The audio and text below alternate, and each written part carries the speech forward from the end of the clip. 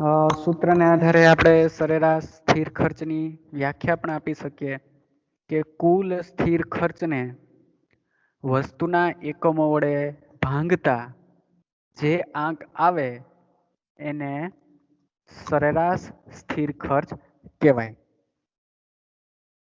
સરેરાશ સ્થિર ખર્ચ છે બીજા ખર્ચ કરતા એ રીતે અલગ પડે છે કે જેમ જેમ ઉત્પાદન વધે તેમ તેમ સરેરાશ સ્થિર ખર્ચમાં સતત ઘટાડો થાય છે, પણ એ ઘટીને ક્યારેય શૂન્ય થતું નથી. શું કામ? માને તો કે ઉત્પાદન વધે તેમ કુલ સ્થિર ખર્ચ વધારે ને વધારે એકમો વચ્ચે વહેંચાઈ જાય છે. તેથી ઉત્પાદન વધતા સરેરાશ સ્થિર ખર્ચ સતત ઘટતું જાય છે, પણ એ ઘટીને ક્યારેય શૂન્ય થતું નથી. આગળ આપણે કુલ ખર્ચની અનુસૂચિ જોઈ ગયા હતા. એમાં સ્થિર ખર્ચની અનુસૂચિ જોઈ ગયા હતા અને સ્થિર ખર્ચની અનુસૂચિ પરથી સરેરાશ સ્થિર ખર્ચ છે એને શોધી શકાય છે. આગળ આપણે જોયું એમ સરેરાશ ખર્ચની મુખ્ય વિશેષતા એ છે કે જેમ જેમ ઉત્પાદન વધતું જાય તેમ તેમ સ્થિર ખર્ચ વધુ ને વધુ એકમ વચ્ચે વહેંચાઈ જાય છે. આથી સરેરાશ સ્થિર ખર્ચ સતત ઘટતું જાય છે. ઓકે, સરેરાશ સ્થિર ખર્ચને સમજવા માટે આપણે સરેરાશ સ્થિર ખર્ચની અનુસૂચિ જોઈએ. તો આ સરેરાશ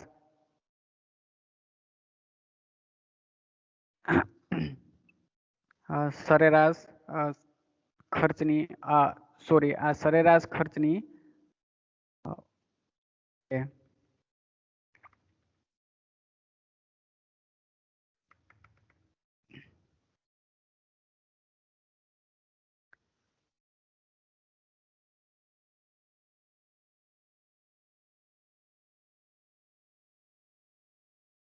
ઓકે, આ સરેરાશ ખર્ચની અનુસૂચિ છે આપણી સામે છે. સરેરાશ સ્થિર ખર્ચની અનુસૂચિ છે આપણી સામે છે.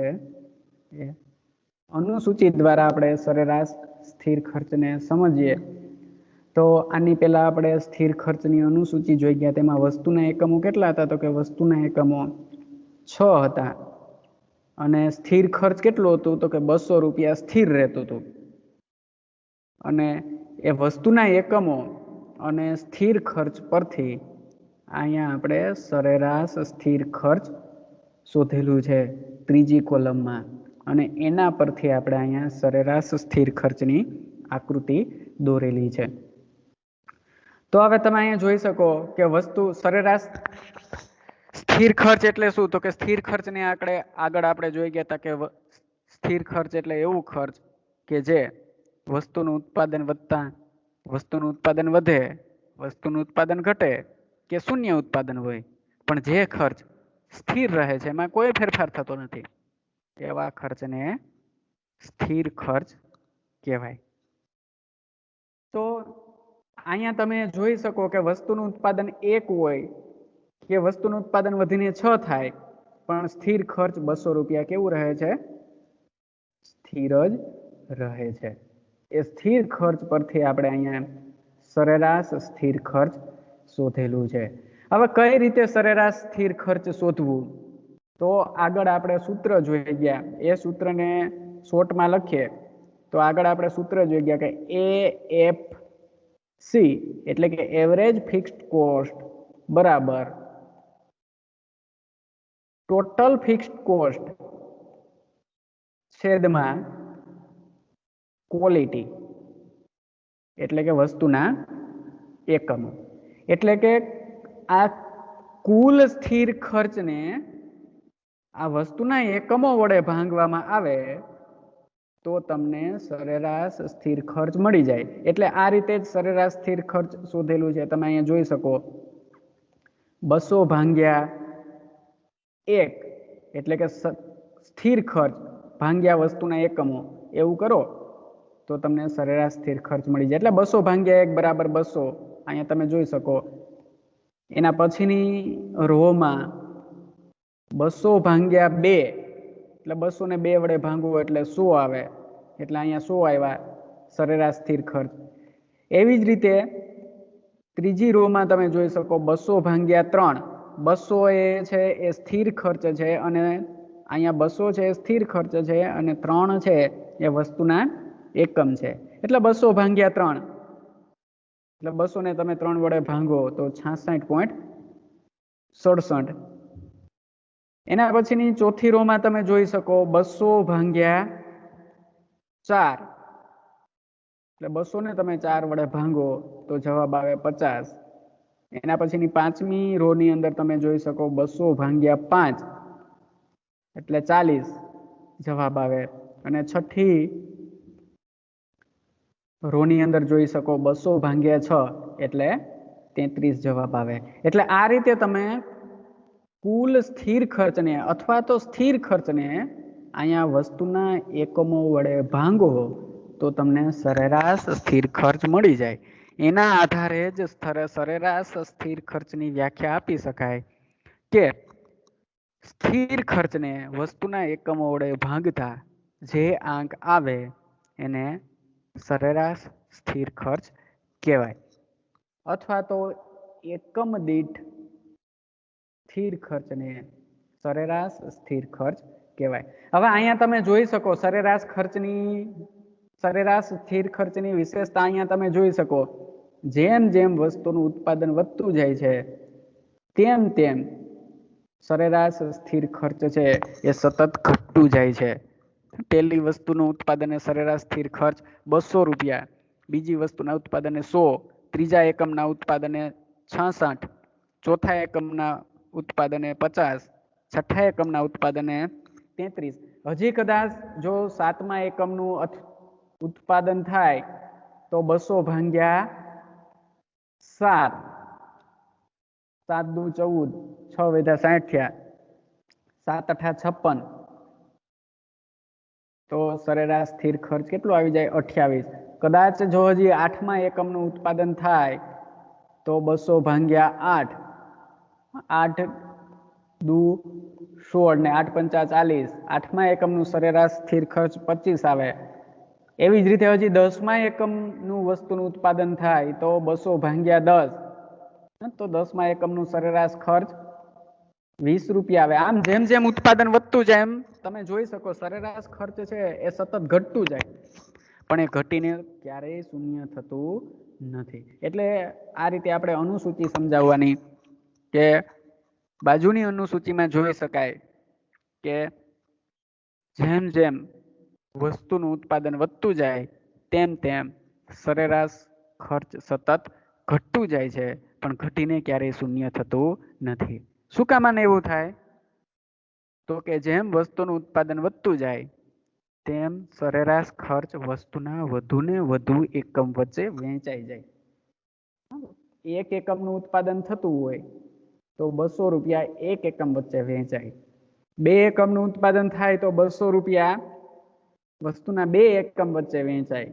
એવી જ રીતે જ વસ્તુના 6 એકમનું ઉત્પાદન થાય તો 200 રૂપિયા વસ્તુના 6 એકમ વચ્ચે વહેંચાય.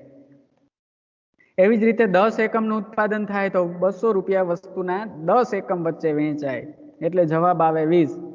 અને જો 20 એકમનું ઉત્પાદન થાય તો સ્થિર ખર્ચ 200 રૂપિયા વસ્તુના 20 એકમ વચ્ચે વહેંચાય એટલે જવાબ આવી જાય સીધો 10. એટલે આ રીતે જેમ જેમ વસ્તુનું ઉત્પાદન વધતું જાય તેમ તેમ સરેરાશ ખર્ચ વસ્તુના વધુને વધુ એકમ વચ્ચે વહેંચાઈ જાય છે. આથી વસ્તુનું ઉત્પાદન વધતા સરેરાશ સ્થિર ખર્ચ સતત ઘટે છે પણ ઘટીને ક્યારેય શૂન્ય થતું નથી. ઓકે, એને આધારે આપણે અહીંયા આકૃતિ દોરી શકીએ. અહીંયા તમે જોઈ શકો આકૃતિની અંદર એક્સ ધરી પર સરેરાશ સ્થિર ખર્ચ લેવામાં આવેલું છે. સોરી, એક્સ ધરી પર વસ્તુના એકમો લેવામાં આવેલા છે, વાય ધરી પર ખર્ચ લેવામાં આવેલું છે. પણ કયું ખર્ચ લેવામાં આવેલું છે? સરેરાશ સ્થિર ખર્ચ. આકૃતિની અંદર એ એફ રેખા છે એ સરેરાશ સ્થિર ખર્ચની રેખા છે. એફ નો મતલબ જ એવો થાય, એ એટલે એવરેજ અને એફ એટલે ફિક્સ્ડ અને સાથે સી લગાડી દો તો એવરેજ ફિક્સ્ડ કોસ્ટ. ફિક્સ્ડ એટલે સ્થિર, એવરેજ એટલે સરેરાશ અને કોસ્ટ એટલે ખર્ચ. એટલે આકૃતિમાં એફ રેખા છે એ સરેરાશ સ્થિર ખર્ચની રેખા છે. એ તમે રેખાને જોઈ શકો, એ ડાબી બાજુ ઉપરથી એફ રેખા એટલે કે સરેરાશ સ્થિર ખર્ચની રેખા ડાબી બાજુ ઉપરથી જમણી બાજુ નીચે તરફ સતત ઢળે છે. પણ એ રેખા છે એ અહીંયા એક્સ ધરીને આ રીતે આડી ધરીને સ્પર્શ કરતી નથી. એનો અર્થ એવો થાય કે જેમ જેમ ઉત્પાદન વધે તેમ તેમ સરેરાશ ખર્ચમાં સતત ઘટાડો થાય છે, પણ સરેરાશ ખર્ચ ઘટીને ક્યારેય શૂન્ય થતું નથી. આપણે જે વસ્તુ બાજુની અનુસૂચિમાં જોઈ એ જ વસ્તુ આપણે આકૃતિમાં પણ દર્શાવી શકીએ આ રીતે. અહીંયા દાખલા તરીકે એમ બિંદુ હોય તો એમ બિંદુ એ તમે જોઈ શકો વસ્તુનું ઉત્પાદન 1 છે અને સરેરાશ સ્થિર ખર્ચ 200 રૂપિયા છે. એવી જ રીતે એના પછી ત્યાર પછીમાં જોઈ શકો, ત્યાર પછીના બિંદુએ આ રીતે ત્યાં દાખલા તરીકે એન બિંદુ હોય તો એન બિંદુએ જોઈ શકો તમે કે વસ્તુનું ઉત્પાદન 2 એકમનું થાય ત્યારે સરેરાશ ખર્ચ અહીંયા 100 રૂપિયા હોય. એવી જ રીતે ત્યાર પછીના બિંદુએ જોઈ શકો આ રીતે પેલું દોરી નાખો તમે આડો લંબ, તો અહીંયા પી બિંદુ મૂકો તો પી બિંદુએ જોઈ શકાય કે વસ્તુનું ઉત્પાદન 3 એકમનું થાય ત્યારે સરેરાશ ખર્ચ 60 રૂપિયા હોય છે. વસ્તુનું ઉત્પાદન 4થા એકમનું થાય, અહીંયા 4 એકમનું થાય ત્યારે એ 50 રૂપિયા હોય છે. આવું તમે આકૃતિની અંદર પણ દર્શાવી શકો.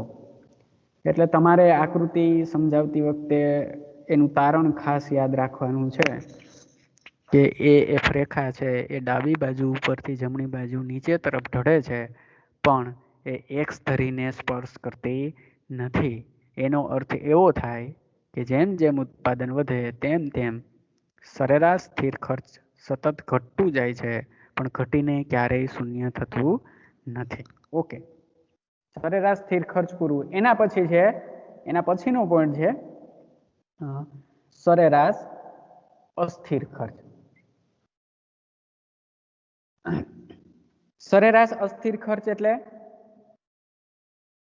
તો કે એકમ દીઠ અસ્થિર ખર્ચને સરેરાશ અસ્થિર ખર્ચ કહેવાય.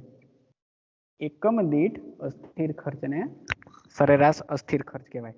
અથવા તો સરેરાશ અસ્થિર ખર્ચ એટલે એકમ દીઠ અસ્થિર ખર્ચ. સૂત્રના રૂપમાં કહીએ એને, જો સરેરાશ અસ્થિર ખર્ચને શોર્ટમાં આ રીતે ઓળખવામાં આવે છે,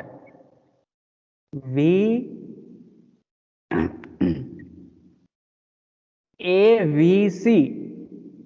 એને શોર્ટમાં આ રીતે ઓળખવામાં આવે છે, AVC. એ એટલે એવરેજ, વી એટલે વેરિયેબલ અને સી એટલે કોસ્ટ. એવરેજ એટલે સરેરાશ, વેરિયેબલ એટલે અસ્થિર અને કોસ્ટ એટલે ખર્ચ. એટલે સરેરાશ અસ્થિર ખર્ચ એવીસી એવું ટૂંકું નામ આપવામાં આવે છે. એટલે સરેરાશ અસ્થિર ખર્ચ એટલે એકમ દીઠ અસ્થિર ખર્ચને સરેરાશ અસ્થિર ખર્ચ કહેવાય. એને સૂત્રના રૂપમાં આપણે કહીએ તો સરેરાશ અસ્થિર ખર્ચ બરાબર કુલ અસ્થિર ખર્ચ એના છેદમાં વસ્તુના એકમો. સરેરાશ ખર્ચનું જેવું સરેરાશ સ્થિર ખર્ચનું જેવું સૂત્ર હતું એવું જ સૂત્ર છે અહીંયા. એટલે આ સૂત્ર એક આડાવડા ન થાય એનું ખાસ ધ્યાન રાખજો. સૂત્ર ઉપરથી આપણે સરેરાશ અસ્થિર ખર્ચની વ્યાખ્યા પણ આપી શકીએ કે કુલ અસ્થિર ખર્ચને વસ્તુના એકમો વડે ભાંગતા જે આંક આવે એને સરેરાશ અસ્થિર ખર્ચ કહેવાય. હવે સરેરાશ અસ્થિર ખર્ચને સમજવા માટે થઈ અને આપણે એક અનુસૂચિ જોઈએ. અનુસૂચિને આધારે આપણે સરળ રીતે સરેરાશ અસ્થિર ખર્ચને સમજી શકીએ. ઓકે, બાજુમાં અનુસૂચિ છે. આપણે જે અસ્થિર ખર્ચની અનુસૂચિ જોઈ હતી એના પરથી જ સરેરાશ સ્થિર ખર્ચની અનુસૂચિ બનાવેલી છે. આની પહેલા આપણે અસ્થિર ખર્ચની અનુસૂચિ જોઈ ગયા હતા કે પહેલા એકમનો અસ્થિર ખર્ચ 50 રૂપિયા હોય, બીજા એકમનો અસ્થિર ખર્ચ 60 રૂપિયા હોય, ત્રીજા એકમનો અસ્થિર ખર્ચ 75 રૂપિયા હોય, ચોથા એકમનો અસ્થિર ખર્ચ 120 રૂપિયા હોય, પાંચમા એકમનો અસ્થિર ખર્ચ 200 રૂપિયા હોય, છઠ્ઠા એકમનો અસ્થિર ખર્ચ 300 રૂપિયા હોય. આવી આપણે અસ્થિર ખર્ચની અનુસૂચિ જોઈ ગયા હતા. એ અસ્થિર ખર્ચની અનુસૂચિ પરથી અહીંયા સરેરાશ અસ્થિર ખર્ચ મેળવવામાં આવેલું છે. હવે સરેરાશ અસ્થિર ખર્ચ આ ત્રીજી કોલમ છે, સરેરાશ અસ્થિર ખર્ચની કોલમ છે. કઈ રીતે મેળવવામાં આવેલું છે સરેરાશ અસ્થિર ખર્ચ? તો કે આ જે સૂત્રનું આ જે ઉપર સૂત્ર આપેલું છે કે સરેરાશ અસ્થિર ખર્ચ બરાબર કુલ અસ્થિર ખર્ચ એના છેદમાં વસ્તુના એકમો. એટલે કે અસ્થિર ખર્ચને વસ્તુના એકમો વડે ભાંગવામાં આવે તો તમને સરેરાશ અસ્થિર ખર્ચ મળી જાય. એટલે આ રીતે પેલા એકમનું સરેરાશ અસ્થિર ખર્ચ કઈ રીતે મેળવવામાં આવેલું છે? તો કે પેલા એકમનું અસ્થિર ખર્ચ કેટલું છે? તો કે 50. વસ્તુના એકમ કેટલા છે? તો કે 1. એટલે 50 ભાગ્યા 1 બરાબર પેલા વસ્તુના પ્રથમ એકમનું સરેરાશ અસ્થિર ખર્ચ. અહીંયા સ્થિર થયેલું છે, અસ્થિર છે. વસ્તુના પેલા એકમનું સરેરાશ અસ્થિર ખર્ચ 50 રૂપિયા. પછી વસ્તુના બીજા એકમનું અસ્થિર ખર્ચ કઈ રીતે મેળવવામાં આવેલું છે? તો કે 60 ભાગ્યા 2. 60 ને તમે 2 વડે ભાંગો તો કેટલો જવાબ આવે? તો કે 30 દુને 60 એટલે 30 જવાબ આવે. એટલે બીજા એકમનું સરેરાશ અસ્થિર ખર્ચ 30 છે. એવી જ રીતે ત્રીજા એકમનું અસ્થિર ખર્ચ કેટલું છે? તો કે 75. વસ્તુના એકમ 3 એટલે 75 ભાગ્યા 3 એટલે 25 તેરી 75 એટલે ત્રીજા એકમનું સરેરાશ અસ્થિર ખર્ચ 75 છે. એવી જ રીતે ચોથા એકમનું સરેરાશ ખર્ચ 120 ભાગ્યા 4 એટલે 3 ચોક 12, શૂન્ય લગાવી દો તો 30. એટલે ચોથા એકમનું સરેરાશ અસ્થિર ખર્ચ 30 રૂપિયા છે. પાંચમા એકમનું સરેરાશ અસ્થિર ખર્ચ કેટલું છે? તો કે કુલ અસ્થિર ખર્ચ 200 ભાગ્યા 5 એટલે 4. અને છઠ્ઠા એકમનું સરેરાશ અસ્થિર ખર્ચ 300 ભાગ્યા 6 એટલે 5 6 30 એટલે 50. એટલે આ રીતે તમે કુલ સ્થિર ખર્ચને વસ્તુના એકમો વડે ભાંગો તો સરેરાશ સ્થિર ખર્ચ મળી જાય, અથવા તો એકમ દીઠ અસ્થિર ખર્ચ મળી જાય. એટલે સરેરાશ અસ્થિર ખર્ચની વ્યાખ્યા તમે આ રીતે પણ આપી શકો કે કુલ અસ્થિર ખર્ચને વસ્તુના એકમો વડે ભાંગતા જે આંક આવે એને સરેરાશ અસ્થિર ખર્ચ કહેવાય.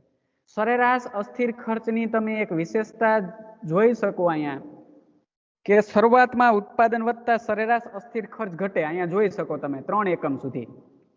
અહીંયા 3 એકમ સુધી તમે જોઈ શકો અસ્થિર ખર્ચ સરેરાશ અસ્થિર ખર્ચ ઘટે. પેલા 50 રૂપિયા હતું, પેલા એકમનું સરેરાશ અસ્થિર ખર્ચ 50 રૂપિયા હતું. બીજા એકમનું સરેરાશ અસ્થિર ખર્ચ 30 રૂપિયા છે, 50 થી ઘટીને 30 થઈ ગયું. ત્રીજા એકમનું સરેરાશ અસ્થિર ખર્ચ 25 રૂપિયા છે. 3 એકમ સુધી સરેરાશ અસ્થિર ખર્ચ ઘટે. પછી તમે જોઈ શકો આગળ ચોથા એકમથી ફરી પાછું સરેરાશ અસ્થિર ખર્ચ વધે છે. જોઈ શકો ચોથા એકમનું સરેરાશ અસ્થિર ખર્ચ 25 થી વધીને 30 થાય. પાંચમા એકમનું સરેરાશ અસ્થિર ખર્ચ 40 થાય અને છઠ્ઠા એકમનું સરેરાશ અસ્થિર ખર્ચ 50 થાય. એટલે તમારે આ રીતે એ બાબતને ધ્યાનમાં રાખી અને તમારે અનુસૂચિ અને આકૃતિ સમજાવવાની થાય. બાજુની અનુસૂચિમાં જોઈ શકાય કે જેમ જેમ વસ્તુનું ઉત્પાદન વધે છે તેમ તેમ શરૂઆતમાં સરેરાશ અસ્થિર ખર્ચ ઘટે છે. એટલે કે પેલા 3 એકમ સુધી સરેરાશ અસ્થિર ખર્ચ ઘટે છે પહેલા એકમનું સરેરાશ અસ્થિર ખર્ચ 50 રૂપિયા હોય, બીજા એકમનું સરેરાશ અસ્થિર ખર્ચ 30 રૂપિયા હોય, ત્રીજા એકમનું સરેરાશ અસ્થિર ખર્ચ ઘટીને 25 રૂપિયા થાય. પરંતુ ત્યાર પછી ત્રીજા એકમ પછી જો વસ્તુનું ઉત્પાદન કરવામાં આવે તો સરેરાશ અસ્થિર ખર્ચ વધે છે. એટલે કે ચોથા એકમનું સરેરાશ અસ્થિર ખર્ચ 40 રૂપિયા હોય, પાંચમા એકમનું સરેરાશ અસ્થિર ખર્ચ 40 રૂપિયા હોય અને છઠ્ઠા એકમનું સરેરાશ અસ્થિર ખર્ચ 50 રૂપિયા થાય છે. આવું શું કામ થાય છે? તો કે શરૂઆતમાં કયો નિયમ કામ કરતો હોય છે? તો કે શરૂઆતમાં વધતા મળતરનો નિયમ કામ કરતો હોય છે. શરૂઆતમાં કયો નિયમ કામ કરતો હોય છે? શરૂઆતમાં વધતા મળતરનો નિયમ છે એ કામ કરે છે. પરંતુ ત્યાર પછી વધતા મળતરનો નિયમ કામ કરે અથવા તો ઘટતા ખર્ચનો નિયમ છે એ કામ કરે છે. ઘટતા ખર્ચનો નિયમ કામ કરે એટલે વસ્તુનું ઉત્પાદન વધતા સરેરાશ અસ્થિર ખર્ચ ઘટે છે. એટલે પ્રથમ ત્રણ એકમ સુધી છે એ ઘટતા ખર્ચનો નિયમ છે એ કામ કરે છે. એટલે વસ્તુનું ઉત્પાદન વધતા સરેરાશ અસ્થિર ખર્ચ ઘટે છે. પરંતુ ત્યાર પછી ત્રીજા એકમ પછી એટલે કે ચોથા એકમનું જો ઉત્પાદન કરવામાં આવે, ચોથા, પાંચમા અને છઠ્ઠા એકમનું ઉત્પાદન કરવામાં આવે તો વધતા ખર્ચનો નિયમ કામ કરે છે. એટલે કે વસ્તુનું ઉત્પાદન વધતા સરેરાશ અસ્થિર ખર્ચ પણ વધે છે. કારણ કે ત્યાર પછી ત્રીજા એકમ પછી ઘટતા મળતરનો નિયમ છે એ કામ કરે છે. ઓકે, આ જ વાતને આપણે આકૃતિ દ્વારા જોવાની છે. ઓકે, અહીંયા સમજૂતી પણ આપેલી છે. આંકડાઓ જોતા ખ્યાલ આવે છે કે શરૂઆતમાં સરેરાશ અસ્થિર ખર્ચ વધારે હોય છે, પછી તે ઘટતું જાય છે અને ત્યાર પછી એ ફરીથી વધે છે. બાજુમાં અનુસૂચિની સમજૂતી પણ આપેલી છે. આંકડા જોતા ખ્યાલ આવે છે કે શરૂઆતમાં સરેરાશ અસ્થિર ખર્ચ વધારે હોય છે, પછી ઘટે છે. અહીંયા પેલા વધારે છે, પછી 25, 30, 25, 30 અને 25 થાય છે, એટલે કે ઘટે છે. પછી ત્યાર પછી ફરીથી વધવા માંડે છે, એટલે કે 30, 40 અને 50 થાય છે. શું કામ આને? તો આગળ મેં તમને સમજાવ્યું એમ શરૂઆતમાં ઉત્પાદનમાં વધતા મળતરનો નિયમ અથવા તો બીજી રીતે કહીએ તો ઘટતા ખર્ચનો નિયમ લાગુ પડતો હોય છે. આથી સરેરાશ અસ્થિર ખર્ચ ધીમે ધીમે ઘટે છે. જ્યાં સુધી અસ્થિર સાધનો બે પ્રકારના હોય, સ્થિર સાધનો અને અસ્થિર સાધનો. એટલે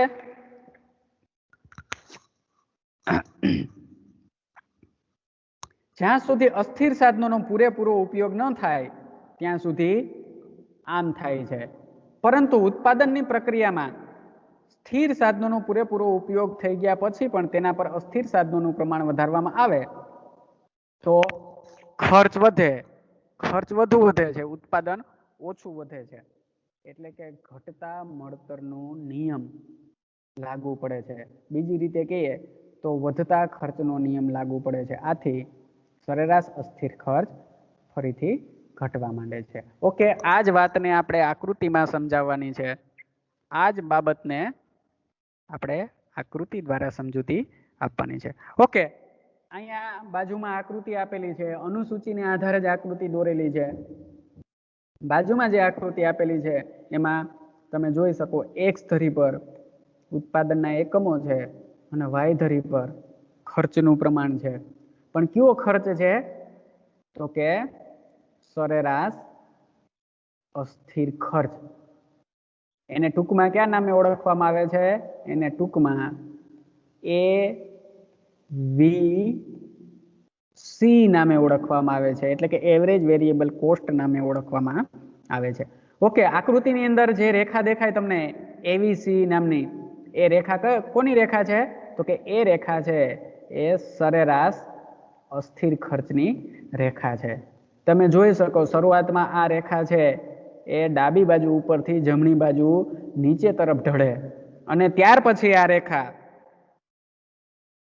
ડાબી બાજુ નીચેથી જમણી બાજુ ઉપર તરફ જાય. આ રેખા નીચે તરફ ઢળે એનો અર્થ એવો કે સરેરાશ અસ્થિર ખર્ચ ઘટે છે અને ઉપર તરફ જાય છે એનો અર્થ એવો કે સરેરાશ અસ્થિર ખર્ચ વધે છે. ઓકે, આપણે જોઈએ વિસ્તૃત સમજૂતી. બાજુમાં સમજૂતી એની આપેલી છે. આ આકૃતિમાં તમને સમજાય એમ આકૃતિમાં OX ધરી પર ઉત્પાદન અને Y ધરી પર સરેરાશ અસ્થિર ખર્ચ લેવામાં આવેલ છે. ABC રેખા છે એ સરેરાશ અસ્થિર ખર્ચની રેખા છે. સરેરાશ અસ્થિર ખર્ચની આકૃતિમાં જોઈ શકાય છે કે શરૂઆતમાં સરેરાશ અસ્થિર ખર્ચ વધારે છે. અહીંયા જોઈ શકીએ આપણે પેલા એકમ, અહીંયા પેલા એકમનું ઉત્પાદન છે. અહીંયા જોઈ શકીએ પેલા એકમના ઉત્પાદને સરેરાશ અસ્થિર ખર્ચ વધારે છે એટલે 50 રૂપિયા છે. ત્યારબાદ તે ઘટતું જાય છે અને ચોથા એકમથી એટલે કે ત્રીજા એકમ પછી અને ચોથા એકમ પછી ફરીથી વધે છે. એટલે અહીંયા આપણે જોઈ શકીએ પેલા એકમનું સરેરાશ અસ્થિર ખર્ચ 50 રૂપિયા છે. ઓકે, બીજો એકમ, બીજા એકમનું સરેરાશ અસ્થિર ખર્ચ 30 રૂપિયા છે. અહીંયા ત્રીજો એકમ, ત્રીજા એકમનું સરેરાશ અસ્થિર ખર્ચ,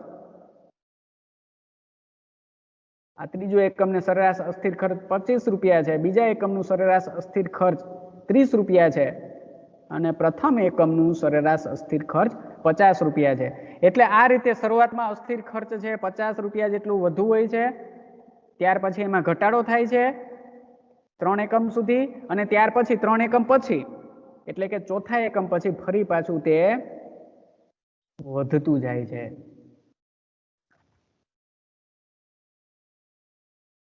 ત્રણ એકમ આપણે કઈ રીતે કહી શકીએ તો કે 3 એકમ સુધી સરેરાશ અસ્થિર ખર્ચની રેખા નીચે તરફ ઢળે છે એટલે 3 એકમ સુધી સરેરાશ અસ્થિર ખર્ચ વધતું જાય છે.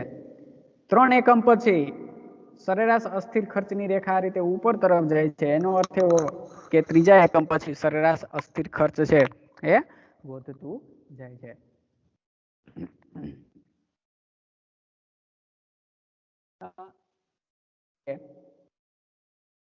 જેવી રીતે આપણે આવું શું કામ આને થાય તો આગળ આપણે સમજી ગયા અનુસૂચિમાં કે શરૂઆતમાં 3 એકમ સુધી શું કામ સરેરાશ અસ્થિર ખર્ચ ઘટતું જાય તો કે શરૂઆતમાં ઘટતા ખર્ચનો નિયમ કામ કરતો હોય છે. જ્યારે સ્થિર સાધનોનો પૂરેપૂરો ઉપયોગ થયેલો ન હોય, સ્થિર સાધનોના પ્રમાણમાં અસ્થિર સાધનોનું પ્રમાણ ઓછું હોય એટલે સ્થિર સાધનોનો પૂરેપૂરો ઉપયોગ થયેલો ન હોય ત્યારે ત્યાં સુધી ઘટતા ખર્ચનો નિયમ કામ કરતો હોય છે. પરંતુ સ્થિર સાધનોનો પૂરેપૂરો ઉપયોગ થઈ જાય પછી વધતા ખર્ચનો નિયમ છે એ કામ કરતો હોય છે. એટલે શરૂઆતમાં સરેરાશ અસ્થિર ખર્ચ ઘટે છે અને ત્યારબાદ વધે છે. ઓકે, જેવી રીતે આપણે સ્થિર ખર્ચ, કુલ અસ્થિર ખર્ચ એ બંનેનો સરવાળો કરીને કુલ ખર્ચ મેળવી શકીએ એવી જ રીતે સરેરાશ અસ્થિર ખર્ચ, સરેરાશ સ્થિર ખર્ચ અને સરેરાશ અસ્થિર ખર્ચનો સરવાળો કરી અને આપણે સરેરાશ ખર્ચ પણ મેળવી શકીએ. એટલે સૂત્રના રૂપમાં કહીએ તો કુલ સ્થિર ખર્ચ પ્લસ કુલ અસ્થિર ખર્ચ બરાબર કુલ ખર્ચ અને સરેરાશ સ્થિર ખર્ચ પ્લસ સરેરાશ અસ્થિર ખર્ચ બરાબર સરેરાશ ખર્ચ. જોજો શબ્દ બરાબર જોજો, સરેરાશ સ્થિર ખર્ચ, સરેરાશ અસ્થિર ખર્ચ અને સરેરાશ ખાલી સરેરાશ ખર્ચ. ઓકે, એટલે હવે પછીનો જે આપણે પોઈન્ટ જોવાનો છે એ સરેરાશ ખર્ચનો જોવાનો છે. પણ સરેરાશ ખર્ચનો પોઈન્ટ જોતા પહેલા આપણે સ્થિર ખર્ચ અને અસ્થિર ખર્ચનો વ્યવહારમાં શું ઉપયોગ છે એ જોઈ જવાનું છે. એટલે એના પછીનો પોઈન્ટ છે આપણો સ્થિર ખર્ચ અને અસ્થિર ખર્ચનો વ્યવહારમાં ઉપયોગ. એટલે જોઈએ એના પછી આપણે ખર્ચના આમ તો મુખ્ય 2 પ્રકાર અત્યાર સુધીમાં જોઈ ગયા, સ્થિર ખર્ચ અને અસ્થિર ખર્ચ. પણ એની અંદર પણ 2 પ્રકાર બીજા પડ્યા, સરેરાશ સ્થિર ખર્ચ અને સરેરાશ અસ્થિર ખર્ચ. જો કે એ સરેરાશ સ્થિર ખર્ચ છે એ સ્થિર ખર્ચનો જ એક ભાગ છે અને સરેરાશ અસ્થિર ખર્ચ છે એ અસ્થિર ખર્ચનો જ એક ભાગ છે. એટલે બંનેના આપણે વ્યવહારમાં ઉપયોગ જોવાના છે. જોઈએ ઉત્પાદકનો નફો એટલે શું તો કે ઉત્પાદકનો નફો એટલે કુલ ખર્ચ અને કુલ આવક વચ્ચેનો તફાવત. ઉત્પાદકનો નફો એટલે ઉત્પાદકની આવક નહીં, ઉત્પાદકનો નફો એટલે ઉત્પાદકની આવક નહીં. પણ ઉત્પાદકનો નફો એટલે આવક માઇનસ ખર્ચ, એટલે કુલ આવક માંથી કુલ ખર્ચ બાદ કરવામાં આવે તો ઉત્પાદકનો નફો આપણે જાણી શકીએ, અથવા તો એને ઉત્પાદકનો નફો કહેવાય. એટલે ઉત્પાદકનો નફો એટલે કુલ આવક અને કુલ ખર્ચ વચ્ચેનો તફાવત. જો કુલ ખર્ચ કરતા કુલ આવક વધારે હોય તો ઉત્પાદકને કેવો નફો મળે છે? યાદ રાખજો, હમણાં પેઢીની સમતુલા આવશે બીજા યુનિટની અંદર. જો કુલ ખર્ચ કરતા કુલ આવક વધારે હોય તો ઉત્પાદકને અસામાન્ય નફો મળે. એટલે આ રીતે કુલ ખર્ચ કરતા કુલ આવક વધારે હોય, કુલ આવક વધારે હોય તો ઉત્પાદકને કેવો નફો મળે? તો કે ઉત્પાદકને મહત્તમ નફો મળે, અથવા તો ઉત્પાદકને અસામાન્ય નફો મળે. સામાન્ય નફા ઉપરાંતનો એ નફો છે. જો કુલ આવક અને કુલ ખર્ચ બરાબર હોય, એક જ સરખા હોય, બરાબર સમજો, હમણાં પેઢીની સમતુલાની અંદર આવશે, કુલ આવક અને કુલ ખર્ચ બંને સરખા હોય તો ઉત્પાદકને કેવો નફો મળે? તો કે ઉત્પાદકને સામાન્ય નફો મળે. કુલ આવક અને કુલ ખર્ચ બંને સરખા હોય તો ઉત્પાદકને સામાન્ય નફો મળે. અને સામાન્ય નફાનો સમાવેશ કેમાં થઈ જાય છે? તો કે સામાન્ય નફાનો સમાવેશ કુલ ખર્ચની અંદર થઈ જાય છે. સામાન્ય નફાને અલગથી દર્શાવવાની જરૂરિયાત રહેતી નથી. સામાન્ય નફાનો સમાવેશ કુલ ખર્ચમાં થઈ જાય.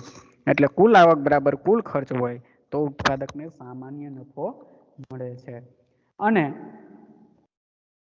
કુલ ખર્ચ કરતા કુલ આવક ઓછી હોય તો ઉત્પાદકને શું મળે છે? કુલ ખર્ચ કરતા કુલ આવક ઓછી હોય તો ઉત્પાદકને શું મળે છે? તો કે ઉત્પાદકને ખોટ મળે છે. ઓકે, આ ત્રણેય વસ્તુ ક્લિયર? જો કુલ ખર્ચ કરતા કુલ આવક વધુ હોય તો ઉત્પાદકને અસામાન્ય નફો મળે છે. જો કુલ ખર્ચ અને કુલ આવક, કુલ ખર્ચ થઈ ગયું, અહીંયા કુલ ખર્ચ અને કુલ આવક બંને સરખા હોય તો ઉત્પાદકને સામાન્ય નફો મળે છે. સામાન્ય નફાનો સમાવેશ કેમાં થાય છે? તો કે સામાન્ય નફાનો સમાવેશ કુલ ખર્ચમાં થઈ જાય છે. અને જો કુલ ખર્ચ કરતા કુલ આવક વધુ હોય તો ઉત્પાદકને ખોટ જાય છે. એટલે આ રીતે ખર્ચ અને આવકને આધારે ઉત્પાદકનો નફો છે એ જાણવામાં આવે છે. ઓકે, અહીંયા આગળ મેં તમને કહી દીધું કે સામાન્ય નફાની ગણતરી કેમાં થાય છે? તો કે સામાન્ય નફાની ગણતરી કુલ ખર્ચમાં થાય છે. એટલે જો કુલ આવક કરતા કુલ ખર્ચ વધારે હોય તો ઉત્પાદકને ખોટ જાય છે. આનો અર્થ એવો થયો કે ઉત્પાદકને ખોટ ન જાય એટલા માટે સ્થિર ખર્ચ અને અસ્થિર ખર્ચ બંને ઉત્પાદકને નીકળી રહેવા જોઈએ. એટલે કે ઉત્પાદકને એટલી તો આવક મળવી જ જોઈએ, એટલી તો વસ્તુની કિંમત હોવી જ જોઈએ કે જેથી કરી અને ઉત્પાદકને સ્થિર ખર્ચ અને અસ્થિર ખર્ચ નીકળી રહે એટલી આવક મળી રહે. જો આ બંને ખર્ચ એટલે કે સ્થિર ખર્ચ અને અસ્થિર ખર્ચ, જો આ બંને ખર્ચ ન નીકળી રહે, એટલી પણ ઉત્પાદકને આવક ન મળે અથવા તો એટલી પણ વસ્તુની કિંમત ન હોય તો ઉત્પાદકને ખોટ જાય છે. આવા સમયે ઉત્પાદકે ઉત્પાદન ચાલુ રાખવું કે બંધ રાખવું, આવા સમયે ઉત્પાદકે ઉત્પાદન ચાલુ રાખવું કે બંધ રાખવું એનો નિર્ણય ઉત્પાદક છે એ સ્થિર ખર્ચ અને અસ્થિર ખર્ચના ખ્યાલો છે એ લેવામાં ઉપયોગી થાય છે. એટલે આવા સમયે ઉત્પાદકે સ્થિર ખર્ચ અને અસ્થિર ખર્ચના ખ્યાલો, ઉત્પાદન ચાલુ રાખવું કે બંધ કરી દેવું એ અંગેનો નિર્ણય લેવામાં ઉપયોગી અથવા તો માર્ગદર્શક નીવડે છે. એટલે સ્થિર ખર્ચ અને અસ્થિર ખર્ચના ખ્યાલનો ઉપયોગ શું, એકદમ શોર્ટમાં યાદ રાખવું હોય તો કે જ્યારે ઉત્પાદકને ખોટ જાય છે ત્યારે ઉત્પાદકે ઉત્પાદન ચાલુ રાખવું કે ઉત્પાદન બંધ કરી દેવું એ અંગેનો નિર્ણય લેવામાં કે માર્ગદર્શન મેળવવામાં સ્થિર ખર્ચ અને અસ્થિર ખર્ચના ખ્યાલો છે એ ઉપયોગી છે. હવે ઉત્પાદકને નફો થશે કે ખોટ થશે એનો આધાર કોના પર છે? તો કે એનો આધાર બજાર કિંમત પર રહેલો છે. એટલે ઉત્પાદક છે એ બજાર કિંમતને આધારે નિર્ણય લેશે કે ઉત્પાદન ચાલુ રાખવું કે બંધ કરી દેવું. બજાર કિંમતને આધારે શું નક્કી થાય છે? ઉત્પાદકની આવક નક્કી થાય છે. ઉત્પાદક છે એ વસ્તુના 5 એકમનું ઉત્પાદન કરે અને 1 એકમની કિંમત છે એ 5 રૂપિયા હોય તો ઉત્પાદકની આવક કેટલી થશે? 25 રૂપિયા થશે. 25. જો ઉત્પાદક 5 એકમનું ઉત્પાદન કરતો હોય અને એ વસ્તુની કિંમત 1 એકમની કિંમત વધીને 10 રૂપિયા થાય તો ઉત્પાદકની આવક 50 રૂપિયા થઈ જશે. જો એ વસ્તુની કિંમત 2 રૂપિયા થઈ જાય તો એ ઉત્પાદકની આવક ઘટીને 10 રૂપિયા થઈ જશે. એટલે ઉત્પાદકની આવકનો આધાર બજાર કિંમત પર રહેલો છે અને બજાર કિંમતને આધારે ઉત્પાદક છે એ ઉત્પાદન ચાલુ રાખવું.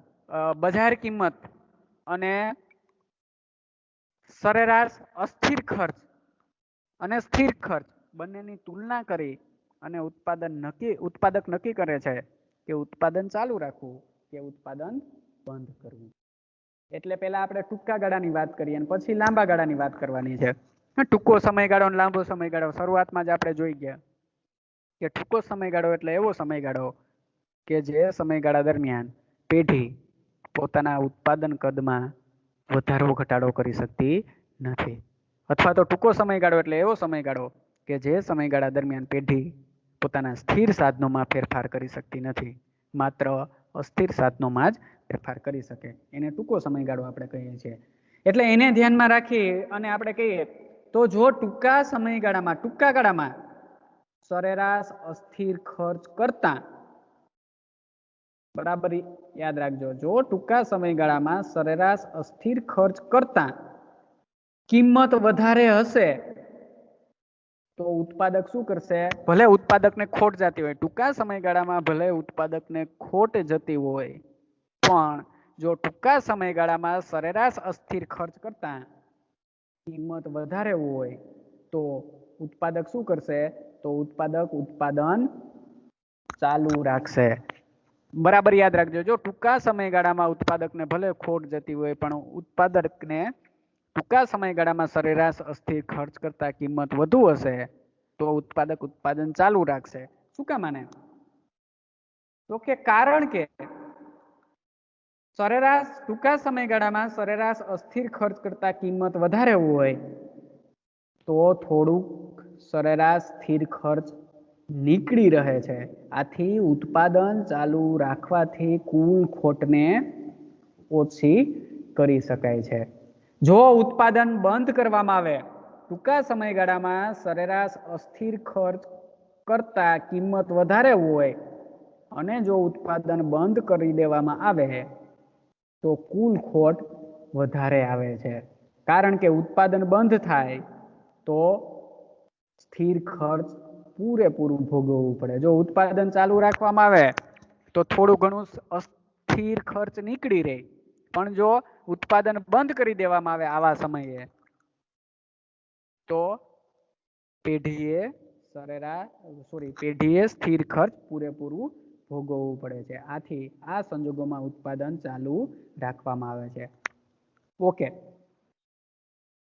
બીજો છે ક્યારે ઉત્પાદક છે ઉત્પાદન બંધ કરે?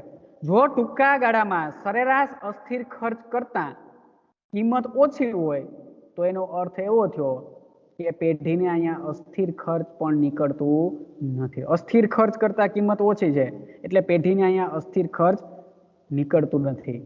આથી ઉત્પાદન ચાલુ રાખવામાં આવે તો ઉત્પાદકે સ્થિર ખર્ચ તો ભોગવવું જ પડે છે પણ કેટલુંક અસ્થિર ખર્ચ પણ ભોગવવું પડે છે. એટલે જ્યારે અસ્થિર ખર્ચ કરતા વસ્તુની કિંમત વધુ હોય ત્યારે ઉત્પાદકે ઉત્પાદન બંધ કરી દે છે.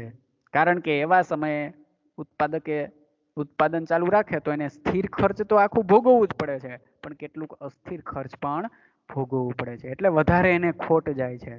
એના બદલે જો એ ઉત્પાદન બંધ કરી દે તો માત્ર પેઢીએ સ્થિર ખર્ચ જ ભોગવવું પડે છે, અસ્થિર ખર્ચ ભોગવવું પડતું નથી. એટલે કે પેઢીની ખોટ છે એ ઓછી કરી શકાય. એટલે ટૂંકા ગાળામાં સરેરાશ અસ્થિર ખર્ચ કરતા કિંમત ઓછી હોય તો એવા સમયે પેઢી ઉત્પાદન બંધ કરી દે તો પેઢી પોતાની ખોટ ઓછી કરી શકે છે. એટલે પેઢી એટલે જો ટૂંકા ગાળામાં સરેરાશ અસ્થિર ખર્ચ કરતા કિંમત ઓછી હોય તો પેઢી ઉત્પાદન બંધ કરી દે છે. અહીંયા મેં કીધું જ છે, જો ટૂંકા ગાળામાં સરેરાશ અસ્થિર ખર્ચ કરતા કિંમત ઓછી હોય તો પેઢીએ થોડું અસ્થિર ખર્ચ ભોગવવું પડે છે. અને સ્થિર ખર્ચ તો પેઢીએ ભોગવવું જ પડે છે, પણ કેટલુંક અસ્થિર ખર્ચ પણ ભોગવવું પડે. એટલે આના કરતાં તો ઉત્પાદન બંધ કરી દેવામાં આવે તો ઉત્પાદકે માત્ર સ્થિર ખર્ચ જ ભોગવવું પડે. આથી આવા સંજોગોમાં ઉત્પાદન બંધ કરી દેવામાં આવે છે. એટલે આપણે એનું તારણ આ રીતે કાઢી શકીએ, જો ટૂંકા ગાળામાં સરેરાશ અસ્થિર ખર્ચ નીકળી રહે એટલી બજાર કિંમત હોય તો ઉત્પાદન ચાલુ રાખવામાં આવે છે, કારણ કે ઉત્પાદન ચાલુ રાખવાથી ખોટને ઓછી કરી શકાય. જો ટૂંકા ગાળામાં સરેરાશ અસ્થિર ખર્ચ કરતા કિંમત વધારે હોય તો થોડું અસ્થિર ખર્ચ પણ નીકળી રહે છે, માટે ઉત્પાદન ચાલુ રાખવામાં આવે છે. જો ટૂંકા ગાળામાં સરેરાશ અસ્થિર ખર્ચ કરતા કિંમત ઓછી હોય તો ઉત્પાદન બંધ કરી દેવામાં આવશે, કારણ કે ઉત્પાદન ચાલુ રાખવાથી વધારે ખોટ જાય છે અને ઉત્પાદન બંધ કરવાથી ઓછી ખોટ કરી શકાય છે. એટલે આમ ટૂંકા ગાળામાં સરેરાશ અસ્થિર ખર્ચ નીકળી રહે એટલી બજાર કિંમત હોય તો ઉત્પાદન ચાલુ રાખવામાં આવે. લાંબા ગાળાની વાત કરીએ તો લાંબો સમયગાળો એટલે એવો સમયગાળો કે જે સમયગાળા દરમિયાન પેઢી ઉત્પાદનના સ્થિર સાધનો અને અસ્થિર સાધનો બંને સાધનોમાં વધારો ઘટાડો કરી શકે ને લાંબો ગાળો કહેવાય. અથવા તો લાંબો ગાળો એટલે એવો ગાળો કે જે ગાળા દરમિયાન પેઢી પોતાના કદમાં વધારો ઘટાડો કરી શકે. એટલે લાંબા સમયગાળાની વાત કરીએ તો લાંબે ગાળે સરેરાશ અસ્થિર ખર્ચ ઉપરાંત સરેરાશ સ્થિર ખર્ચ એટલે કે સરેરાશ કુલ ખર્ચ નીકળી રહે એટલી બજાર કિંમત હોય તો જ પેઢી ઉત્પાદન ચાલુ રાખશે.